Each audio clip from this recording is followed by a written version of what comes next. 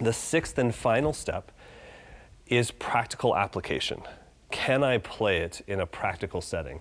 So normally that would involve me playing along to songs that I just love to play to. The next step after playing along to, songs that I like, that I've got my own little set list of songs that it'll work with. After that, then I go to drumless tracks. I find drumless tracks, whether you find them on the internet or you have them yourself or you're using apps, doesn't matter. But at some point, you will have to be the drummer in the music. You've got to stop stealing the time from the drummer. And so all of a sudden, and you might think like, well, it's just a drumless track, it's fine. It's not. Music with vocals, the rhythm of the vocals, the rhythm of the bass, the rhythm of the guitar, all of that information coming at you at once, it's enough to throw off your groove. So all of a sudden, it's like, wow, I can't play this thing anymore. And you have to start again. And you work through that whole process. And then one of the final steps I have for myself of knowing like, do I have this? Is can I leave it and come back to it? Can I get in and out of it? Because there are a lot of things where like, when I learned a songo, a basic songo,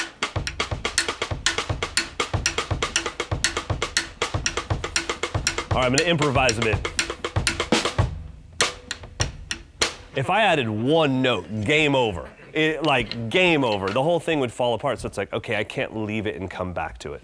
So for me to know whether I have this thing down, I have two really little points of check-in with myself. One, can I play it in front of the panel of Steves? If Steve Gadd, Steve Jordan, and Steve Smith were sitting in front of me at a panel with their arms folded, could I play this and feel confident? So it as itself,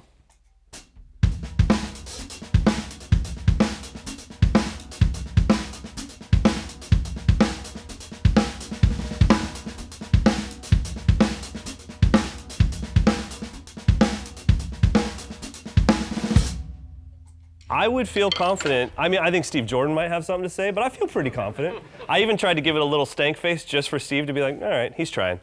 But I would feel confident playing that in front of the panel of Steves.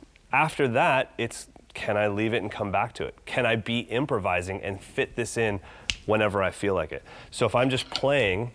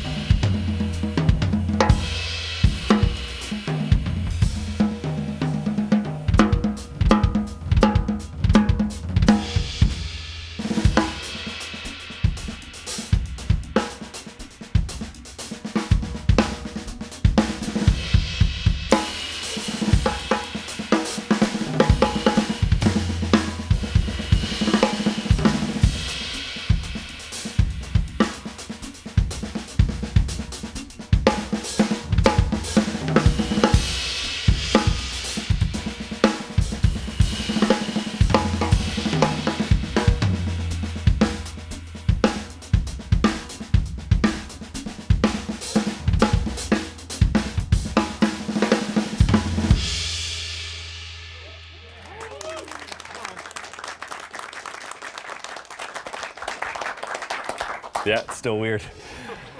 So that is the heat check for myself. Can I play this and just float in and out of it? If I can, then I know I've got it down. If I can play this with music, I can play it at the tempos that I need to play it at. I've worked it all out. Like I said, this process, if this was a brand new pattern, if one of you wrote a new pattern for me and I'd never played it, I can't do anything I just did in front of you. I just have to sit down with the pattern. And that honestly would be a long time. I mean, that is, I'll have to cut this out, but that is my Netflix and chill time. I'm getting down with a pattern. We're getting filthy over here. And I just want to wait until all of a sudden that moment happens where your brain is starting to think like, oh man, I was going to do this on Wednesday, but maybe I'll do it on Thursday. And all of a sudden I'm having thoughts and I'm planning out my week and this thing's just still going. Or I'm hanging out in a room full of drummers and I'm speaking to you naturally and this thing's still going. If I can't do that, I don't have it down. So why should I be working on ghost notes and accents and how fast I can go if I can't even play the dang thing? If I'm still thinking of kicks, rights, and lefts, we're not there yet. So I get through that. Then I dial in the time and make sure I don't rush, don't drag. Then after that, I push it and see how fast I can get it. I want to know, like, could this be 30 seconds?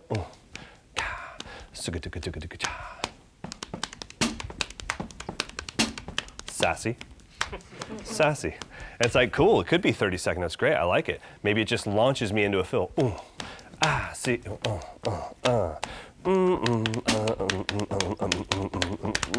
oh, biscuits, come on.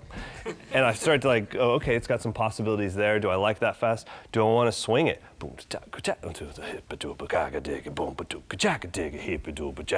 Oh, cool. Flat, doom, shaka, bodoogie diggy, blagga digga, cool, I'll give it that vibe, you know?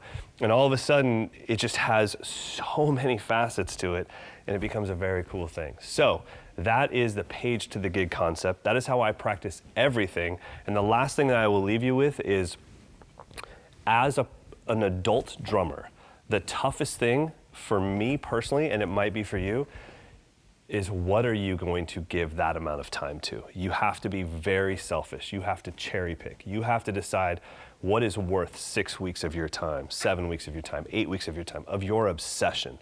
And there are some things that are more bang for their buck. A groove like the songo with left foot, that is 4-way independence, that's texture, that's syncopation, that's everything, that's linear, it's everything coming together. So when you learn the Cuban songo, 2-3 songo or 3-2, doesn't matter, but when you learn that, you also learn syncopated funk. All of a sudden, Tower of Power makes a little bit more sense. Fusion makes more sense to you. So there's some things that have more bang for their buck, but when people ask me what I'm practicing, depending on the day, I mean, I could say, oh, I haven't really been working on anything for the last year.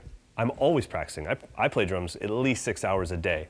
I'm always practicing, but a lot of times it's just, I'm practicing my sound. I'm practicing my ability to flow. I'm not learning any new information at all. I'm just trying to get better at the things I have. That is practicing, and I'm happy to do that. I want to be good at the things I can do. But every once in a while, something creeps up and I go, I want that. I want to bring that into my DNA, to my vocabulary. And I'm selfish with it, and I know, like, okay, that's the next 6 weeks of my life, minimum, to learn something new.